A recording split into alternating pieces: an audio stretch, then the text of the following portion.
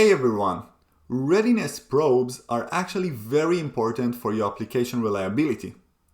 In the previous video, we covered more about the theory of readiness probe, how it works, and the best practices for it. But I want to make sure that each one of you knows how to implement the readiness probes in the day-to-day life, in the configuration, but also in the application itself, and how to write your code to make sure that your application is reliable and reflect the readiness status properly.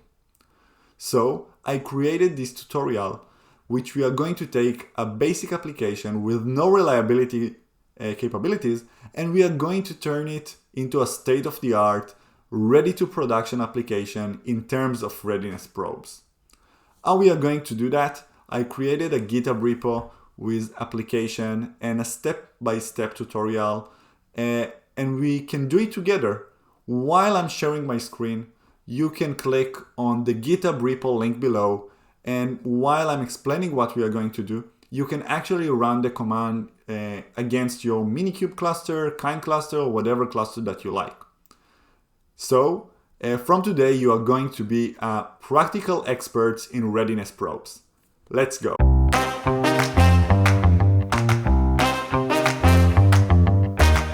Before we are jumping in, I want to give you some high-level overview about the application architecture that we are going to use today. So we are going to have a simple application, a simple deployment, and it's going to be rely on a database. So for example, we have this users service that should provide the users details, register users, delete users within our application, and obviously all the information kept in a database. It can be a database within the cluster that, like we are going to use today. It can be a database that is an external service, for example, a cloud provider database. So today we are going to start it within the cluster so we can actually play it and make it fail. So let's start first the database and the environment. In order to run this tutorial, we need two things. One is an up and running Kubernetes cluster, which I got on the right side. I can use kubectl get pause and see nothing run in it. The second thing that we need is an up and running Postgres cluster so we can use for our own application. So in the README of the Git repo, we have instructions how to install a Postgres clusters within your Kubernetes cluster. So I'm going to use the README in order to add the Bitnami Helm repo.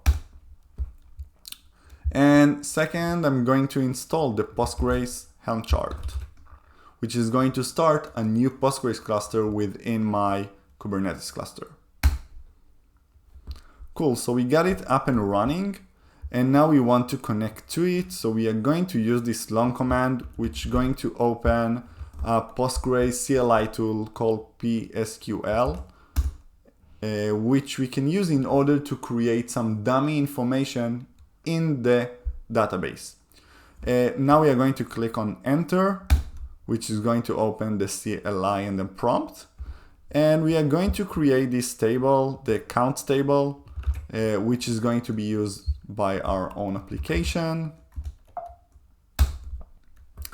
Table created, which is great. And now we are going to insert some dummy information to it, like the first account of our application. Cool. So we got the data. Now we want to exit this CLI. We are going to click on Control D. Cool. And now we are out of it. Now let's start with the application itself. What I wanted us is to start from a basic explanation about how can you check the readiness status and exactly how can you troubleshoot it when something goes wrong. It's for us to be aligned on the terms and the command that I'm going to use later. So what I did is I started two pods with the test namespace, that one of them is from the not ready service and the other is from the ready service. In this tutorial, I'm going to use the command K, which is an alias to kubectl, and it makes me to work much faster. when we are taking a look on the output of the kubectl get pods, we can see that the name of the pods, but the ready column in here. In the ready column, we have the status of the readiness of each one of the containers within the pod. If you remember, in one pod can be multiple containers, we need all of them to be ready in order for the pod to be marked as ready. If it's 0 out of 1, like you got on the top, it means the only container that we got is not ready and the pod is not ready. On the bottom, we can see that the pod is ready because the only container in it is ready. There are some specific situations when all the containers are ready, but the pod is not ready. We are not going to touch that in this tutorial. So after we find out that this pod is not ready, we want to understand why. So for that, we are going to use the describe command. The describe command will let us know exactly why this pod is not ready. So after we got the metadata section, we can see the container section when we got the only container called ready test. And we can see the ready status of these specific containers, and we can see is it false. We can also see the readiness configuration. And at the bottom, we got the conditions. The conditions are part of the pod status, and we can see the condition ready is false. So we can understand the container ready test is not ready and the all pod is not ready. So the section above is for each one of the containers and the condition is for the all pod. What we want to check next is the events. We can see the events on the bottom of the describe command. And in it, we can see the last event, readiness probe failed with the failure status. This is the failure status the kubelet get from our application. It can be changed, depends on what we want our application to do. It's not enough to get only the status because 500 or any other HTTP error code is not enough for us to troubleshoot and understand why is it failing. So what I'm going to do next is use the logs command with the name of the pod.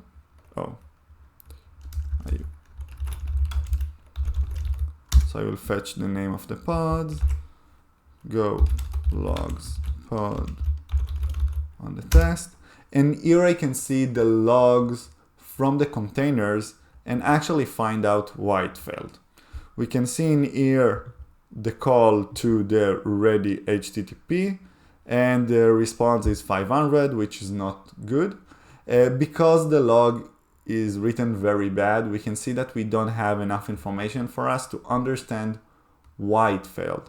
And logging and reflecting the status is super critical, and we are going to touch that on this tutorial because we want to make sure not only that our application is reliable, but also want to make sure that if something goes wrong, we have these breadcrumbs that actually helps us to go and find out why is it failing and how can we fix it as fast as we can.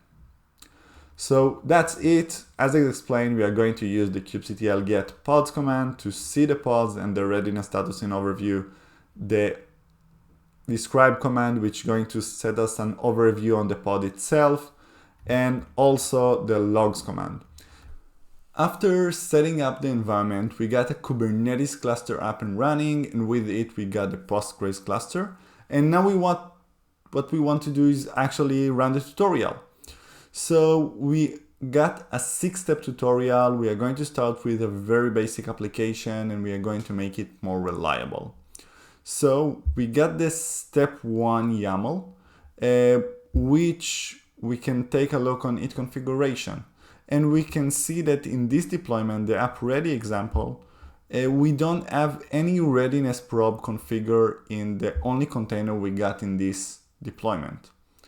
It's a good way to start, but we want to improve it, as you may guess. But if we want to take a look on the code of this application, we can see that we are using the app no probes. We got the app directory, which we can click on the app no probes and actually access to the Python file, which is a very basic application doing nothing basically. In your real life scenario, I would expect to see code, but not the code that actually does the readiness probe configuration. So what I'm going to do next is I'm going to watch all the pods that running. I'm going to use the watch command, and actually all the time I will have which pods are running within my cluster. And on the bottom of the page, I'm going to actually apply this step 1 application. I will first of all go to the actual directory of it.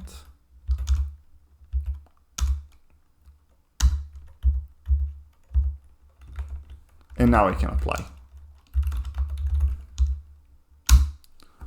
Cool. So what we are going to see immediately is that this pod start is immediately ready because we don't have readiness probe configured. If we don't have readiness probe configured, what it means that anytime the pod is running, it means that the pod is ready. Obviously, that's really bad. Why is that bad? Because if our database is going to fail and our application don't have access to the database, it's going to mean that Kubernetes is going to send requests through our ready pod. So, for example, we have this script called database not ready, which is going to make the Postgres database to be not ready. Let's run it and see how it acts. So what it's going to do is going to change the configuration of the Postgres, and when the new pod of the Postgres is going to spawn up, it's not going to be ready. In a very reliable application, what I would expect is to see the pod of my application failed with the database because it doesn't have connection. If this is the case in your system, this is a really, really bad state. What we want is to make sure that each time our pod is ready, it means that the database is ready as well. So what I would do next is maybe configure probes in my pod, okay? So for that, we got the step number 2. In step number 2, we can see that basically we don't have only the container that was configured with the port, we actually added the configuration of the readiness probe itself, which is pretty cool. I basically copy paste it from one of the Kubernetes tutorial, which is great. So I want to apply it, right? I want to see how it really goes. So I'm going to apply the configuration.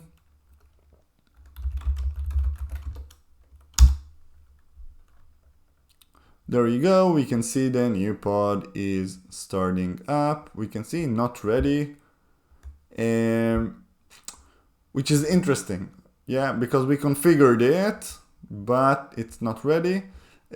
What we want to do is maybe check the describe of the pod. We want to see why it fails. Okay, so I will take this pod name. I will go with kubectl describe pod.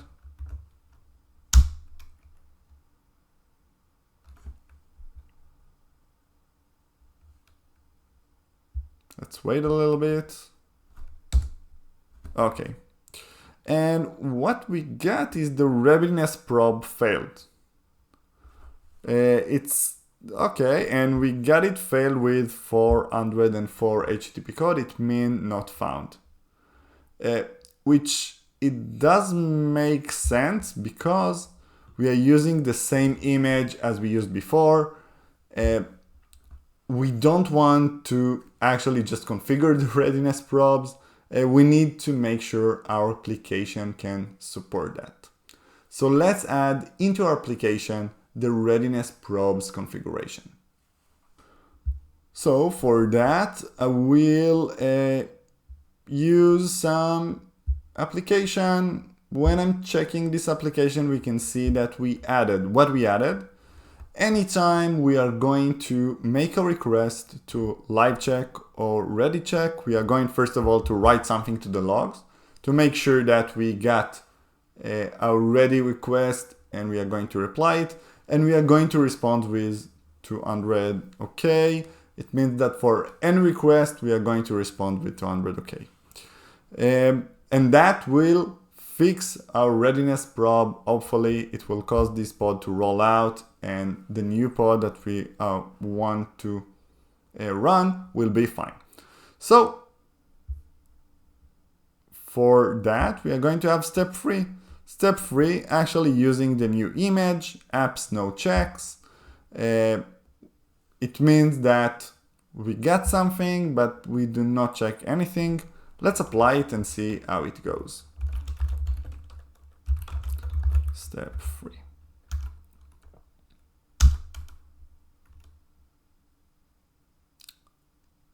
Cool. So now we can see that the new pod is running. It's still not ready. Oh, now it's turned to ready. Why it took us a while to go into a ready state? Because when we configured it, we basically created this initial delay and the success threshold. It means that we need to, first of all, start the readiness probe configuration after a while, and then it goes into a ready state. It took like 15 or 20 seconds for it to be ready, just to make sure that our application is up and running. The problem is that our Postgres is still not ready and it can't actually access to it.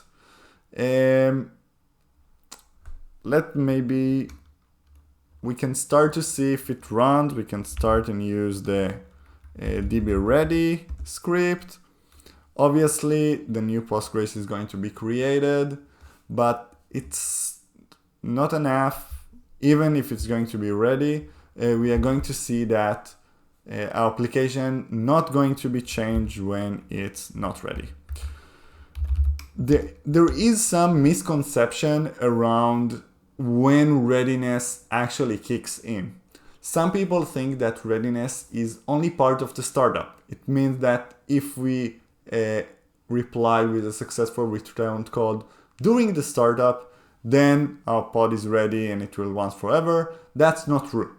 The readiness probe will go always. It will always run. It will always ask our pod if it's ready or not. It means that we expect our pod to be changed equally to the Postgres. Anytime the Postgres pod is going to be down, we want our pod to be not ready as well. And as we can see in here, that we started the Postgres, we failed it back again, and it's still not changing. Why is that? Because we configured it with a pretty problematic checks. If we are going to reply yes anytime, obviously we just don't do anything. It just making sure that the application is running, which doesn't tell us anything, and we need something more advanced. And when we are talking about something more advanced, we want to make sure that we have some basic checks around it. So it's okay, we have it ready. We have step number 4.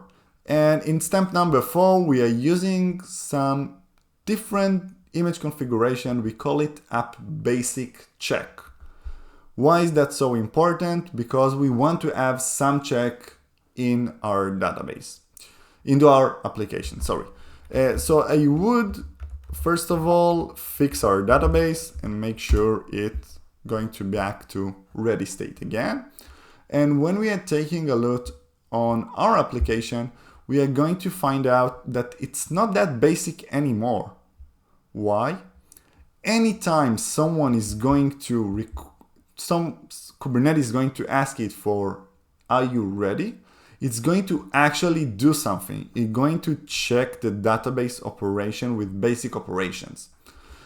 If we are going to get like a good response from our database, ready check passed and it will be okay. If not, we are going to send messages like error messages to the log, so we will have better visibility around where our application failed. And what does it mean that we are going to check the database? So now what we are going to do is actually get a connection to the database, fetch all the table. It's just an example. I wouldn't do it in production, especially if you have a big table, but do a very simple operation and close the connection and return. Obviously, on production environment, you will not fetch all the table. You will not create a connection like that. You may use some connection pool. You will grab a connection, use it, bring it back to the pool. But it just shows the simplicity of putting a very simple operation into our database, and this is what we want to do. So, are you ready to apply this configuration? I hope you are, because this is what we are going to do next. We are going to do kubectl, apply, and then we are going to apply step number 4. Cool, we can see the pod that is just starting, and in a few seconds it's going to be ready. What's good about that is after it's going to be ready, you may ask yourself, okay, what happens when our database is going to fail? And this is what's good about it is we can test it. We have our scripts ready. We have the Postgres up and running and ready. And let's actually see what happens when our database failed. So I'm going to run the scripts, database not ready. It's going to restart the database pod.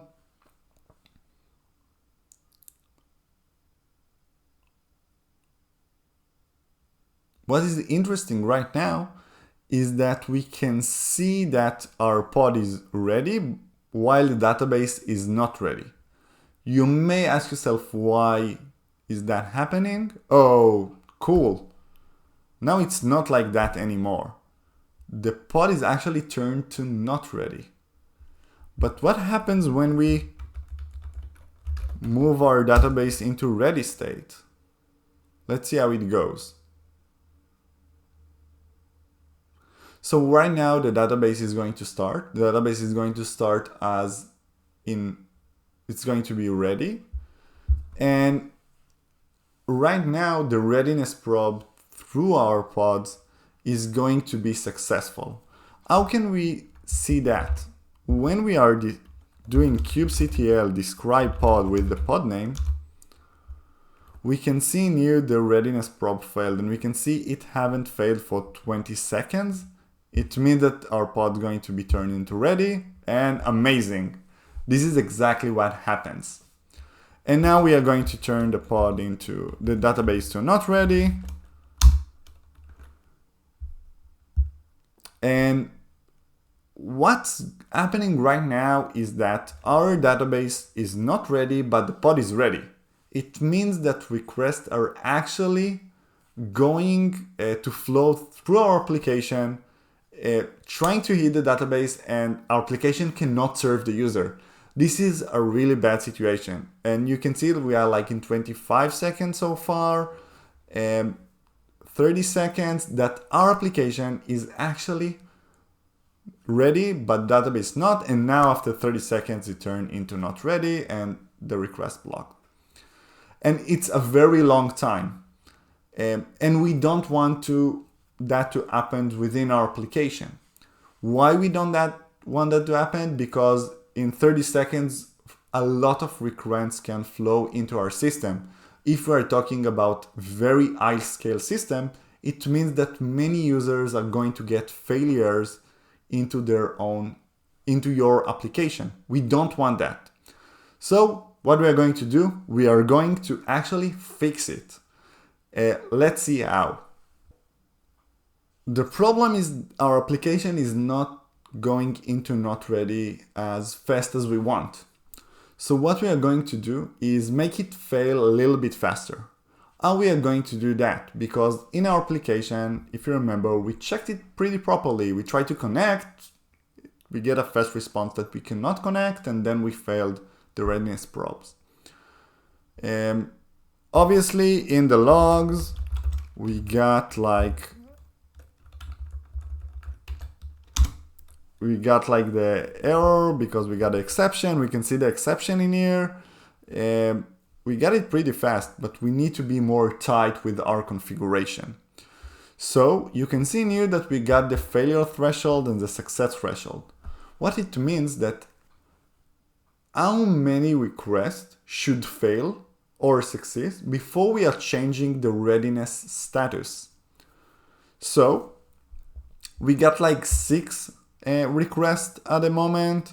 We have like period seconds of 5 seconds. It means that we need 30 seconds in order for our application to fail, which is a long time. So what we can do, we can cut it to half. We can go from 6 to 3. We can check the difference between the file just to make it more easy to see. So we change the failure threshold from 6 to 3. And now let's try it. Let's give it a try and see how it goes. So what I'm going to do next is kubectl apply step number 5 with the new thresholds. So now the new pod is going to start. I'm going to start the database and make it ready back again. Because what we want to check is how long it takes the database, how long it takes our application to fail after the database failed. So now the database is fine. We are going to wait for all the requests and our pod to be ready. It's going to happen very briefly. Now our pod is ready. We can see the rollout is starting. And now what we want to do is check if it's faster than before. So we are going to make the database not ready. Now the database is not ready, and we are going to see that our application is going to fail much faster. If before that it took us 30 seconds, now you can see that less than 20 seconds, and we can adjust and make it very tight. We do not always want to make it very tight. Why? Because sometimes things are failing, and we don't want to, anytime it fails, to make sure our application failed, because it's going to create a lot of movement and changes within our systems. You always need to give it a try and adjust it to your own needs. There is no like secret recipe. I can't tell you like, this is the configuration you need to run. Start with something and adjust it based on your own metrics. So you may ask yourself, what next? First of all, I'm going to fix the database and make it ready back again. So in some cases that we have, select or fetch information is not enough. So for example, if our service is only fetching information, only doing like select from the database, that's fine. But what happens when our service is very intensive on writes or deletes or modify operations? We need our database to our application to reflect that situation. So we don't want to put only select, we may want to put more advanced operations. So we are not going to use the app basic check anymore. We want more advanced checks. And there is nothing in the configuration of the readiness probes in terms of the resource. We want our application to do better work in here. So what we are going to use is our last application file, which what it's going to do is a very advanced test. So if you remember, we started with only this one, which did only select, but do ready check database operations is now more advanced. It checked if it can read from the database it generates a UUID that are going to be used for that specific test. And what it's going to do is actually write a record to the table in the database and deletes it. And with that, we do not have a very basic operation of read. We have like more advanced check. Can it read? Can it write? Can it delete? It means that it can operate. And that makes our application with very advanced checks that simulate a real-life failures like we didn't have before. So now let's actually apply it. kubectl, apply, step number 6, and see how it goes. Let the rollout start. And what we are going to do next is basically, like we did before, we are going to make the database failed. And we want to see why it failed. Why? Because when we have more advanced operations, it's not only about it failed or not, we want to make sure when it failed. So for example, if you have a microservice that actually communicates with multiple microservices like authorization service, a database, maybe a queue, one microservice that communicates with all of these, we want to make sure that anytime one of these fails, our service is going to fail as well. So we want to make sure we know exactly where it fails and why it fails, because then troubleshooting is going to be much, much easier for us. And so when I'm going to make the database not ready, and then our application fail, so what I would want to see is why it failed. So let's wait for it to be not ready and then do this debugging process together. Now it's not ready pretty fast because the configuration and the threshold that we adjusted previously. And we are going to describe the pod and see the events of it. I will extend this bar a little bit, make it easier to see. And what we are looking for is the events tile at the bottom of the page. Why is that so important? Because anytime a readiness probe failed, we have the ability to see it from there. Sorry.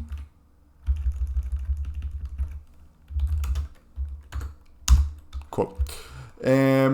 So we can see it from here, warning unhealthy, readiness probe failed, HTTP responds with 500, it's failure.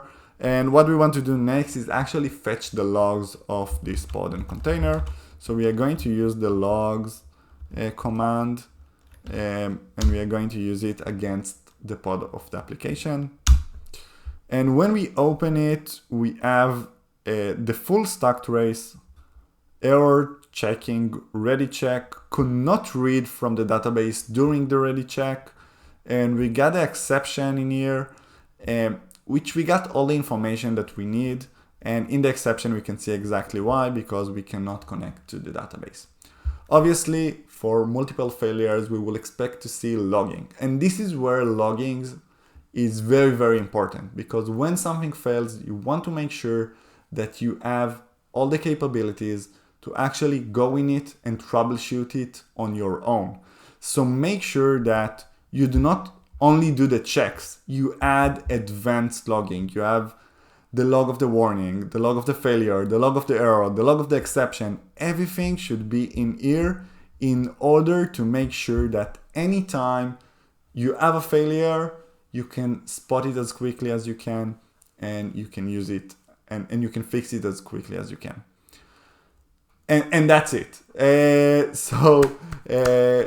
Thank you very much. We finished the 6-step tutorials, and you saw our from a basic application, now we have it running, which is great.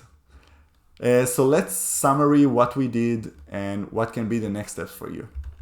So thank you very much. We started with a very basic application with nothing in it, basically no checks, no connectivity to database, and we build it step by step and make it not only like to do the checks, but actually to tune them, make sure that we have all the components available, all the checks available, all the logging for us to troubleshoot when something fails.